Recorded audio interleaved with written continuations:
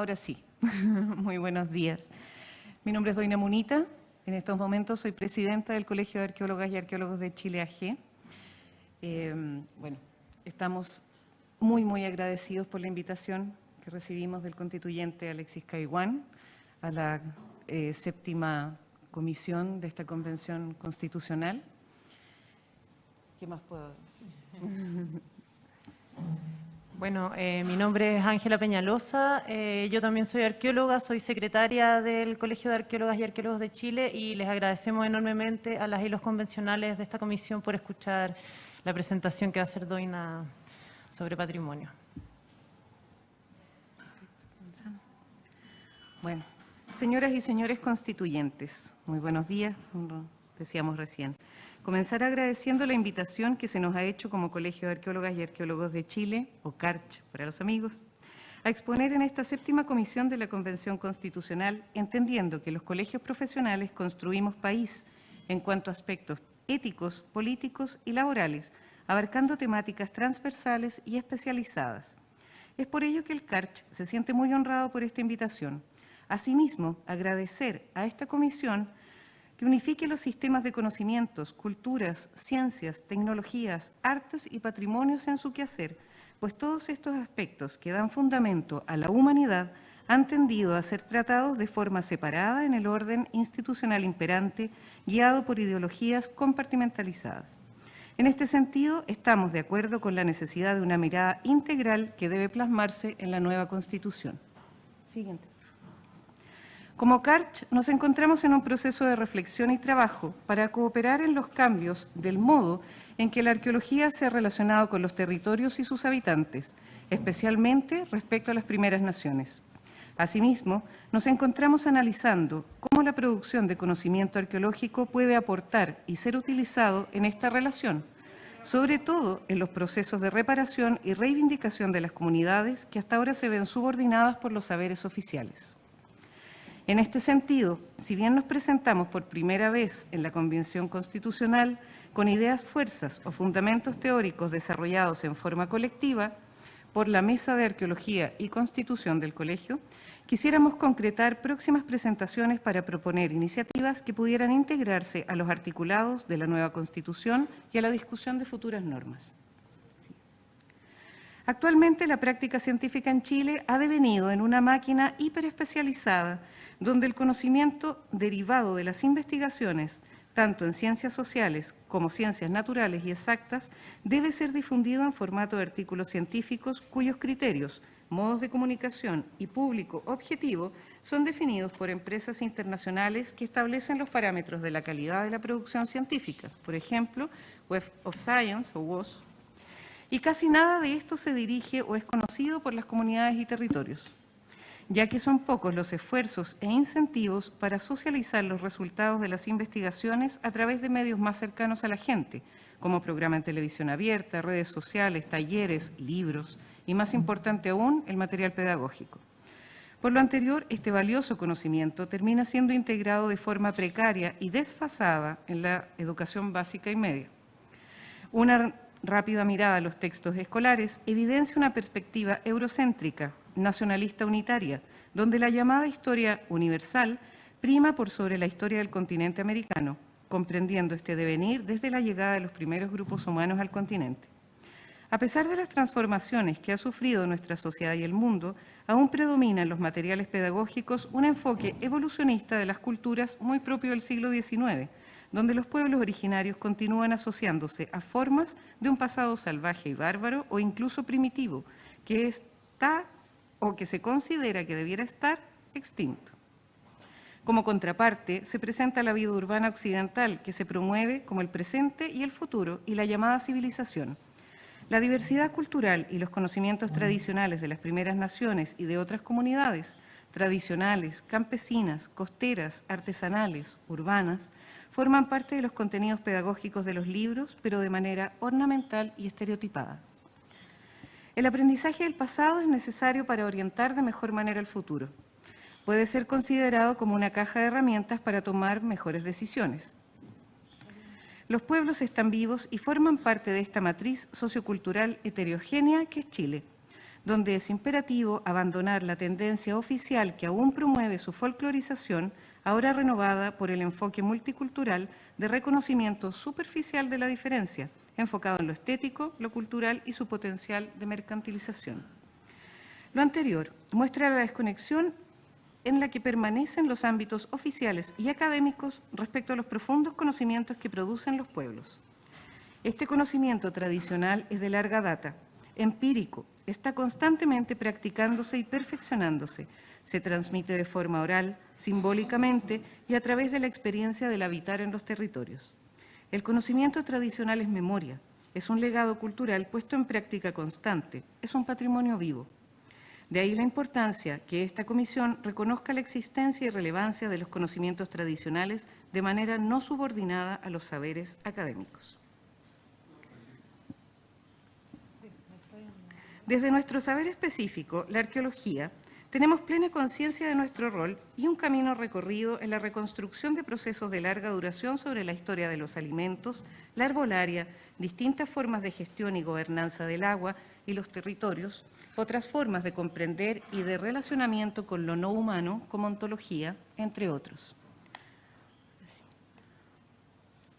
Como CARCH, enmarcamos este diagnóstico en lo que hemos denominado derecho a la memoria, como el derecho a que las comunidades construyan y decidan sobre su memoria y sus patrimonios culturales, siendo un punto clave la relación con las y los investigadores, entre ellos las y los arqueólogos.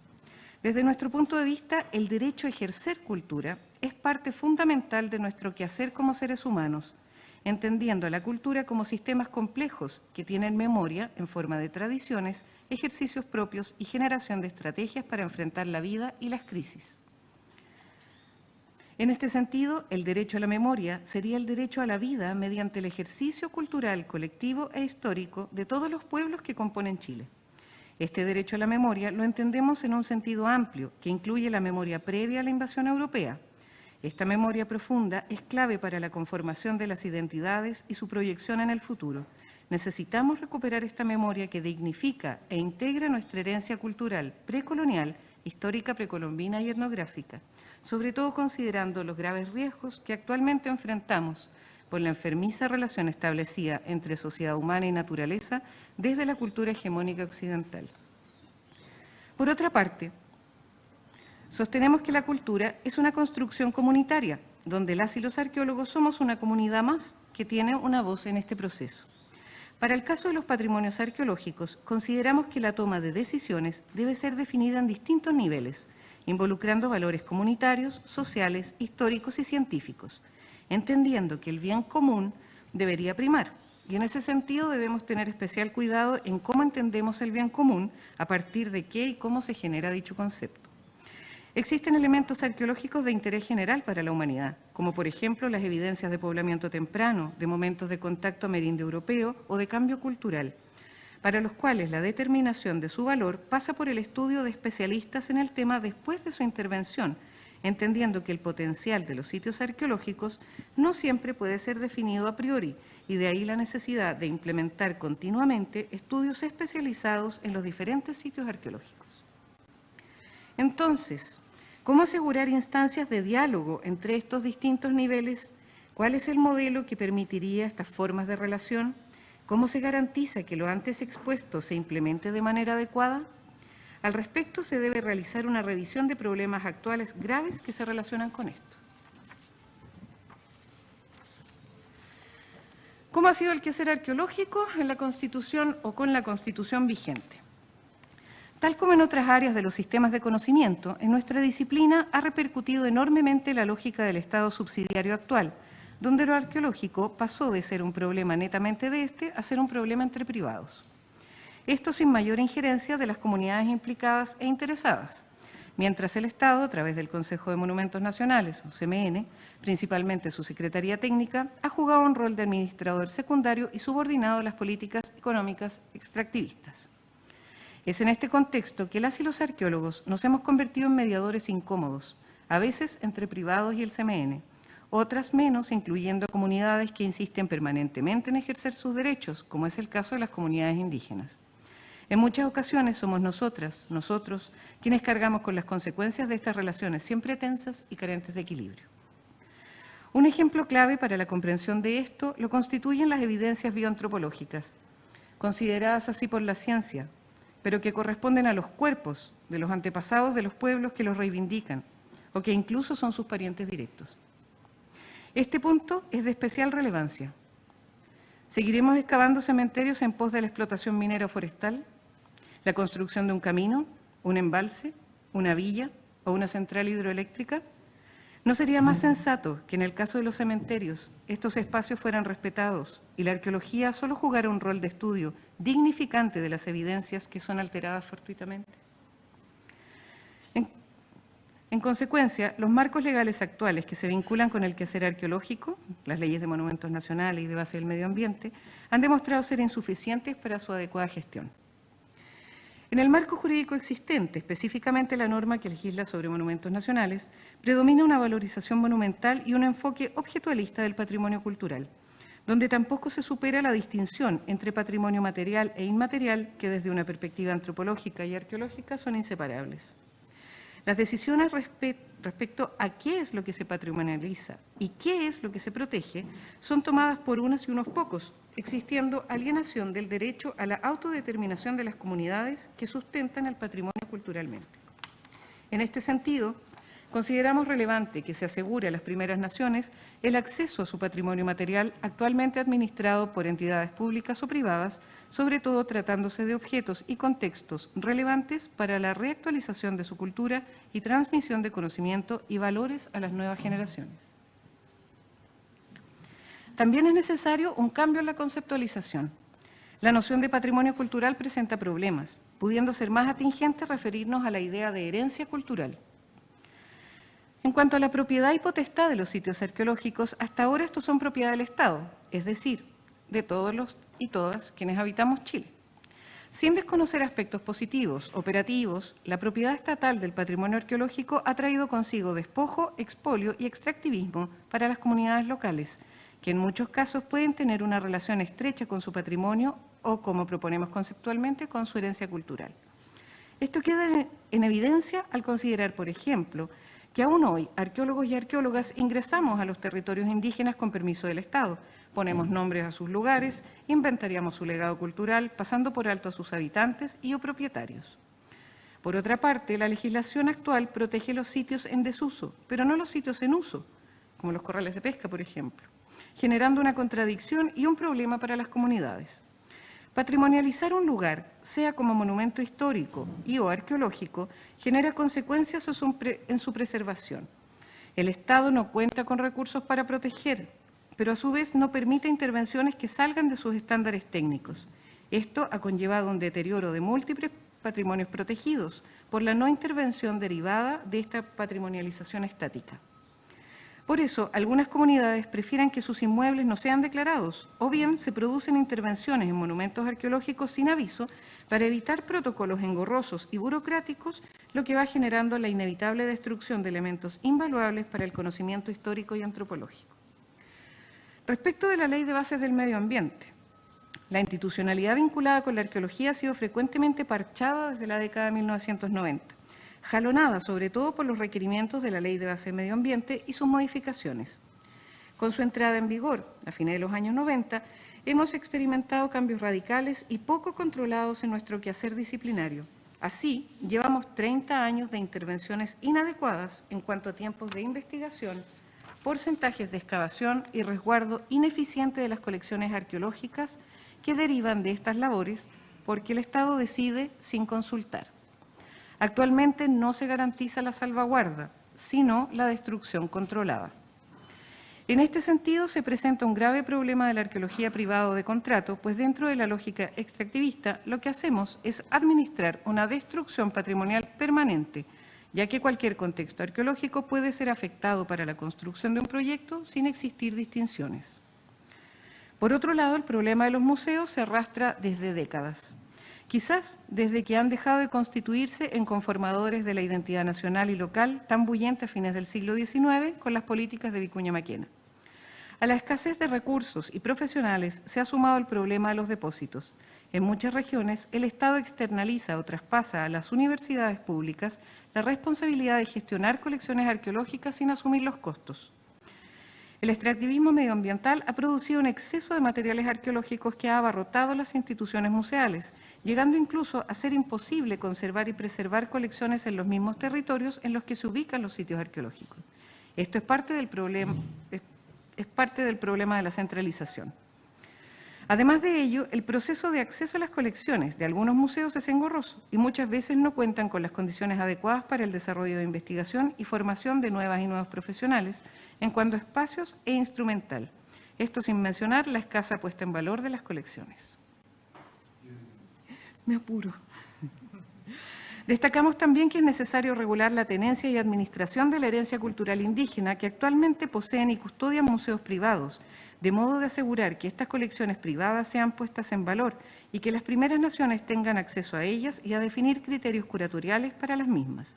A más largo plazo se debiera fomentar la creación de museos administrados por las primeras naciones y que las colecciones actualmente repartidas y expoliadas por entidades públicas y privadas, tanto en Chile como en el extranjero, sean restituidas a sus territorios de origen y comunidades que les reivindican. En cuanto a la academia, sabido es que el trabajo en la academia tiene dos modalidades, de planta y honorarios. Existen 5 escuelas de arqueología a nivel nacional, donde una parte importante de sus docentes ejercen honorarios, es decir, están sometidos a una precarización laboral. El cuerpo académico presenta problemas atribuibles al sistema universitario, como una alta abstracción de tiempos en asuntos administrativos y de gestión propia de las instituciones, cooptación y retención de recursos por las administraciones de finanzas. En lo particular, existe una visión dicotómica, una desconexión de lo desarrollado dentro de las universidades con relación al ámbito profesional, donde la mayor cantidad de investigadoras e investigadores con posibilidad de acceder a fondos del Estado, por ejemplo mediante proyectos Fondesit, se ubican en los espacios académicos.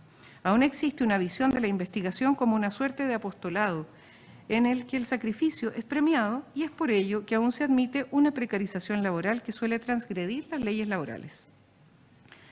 Inexistencia de planes de manejo. No existen planes de manejo adecuados del patrimonio arqueológico, ni nacionales, regionales, ni municipales.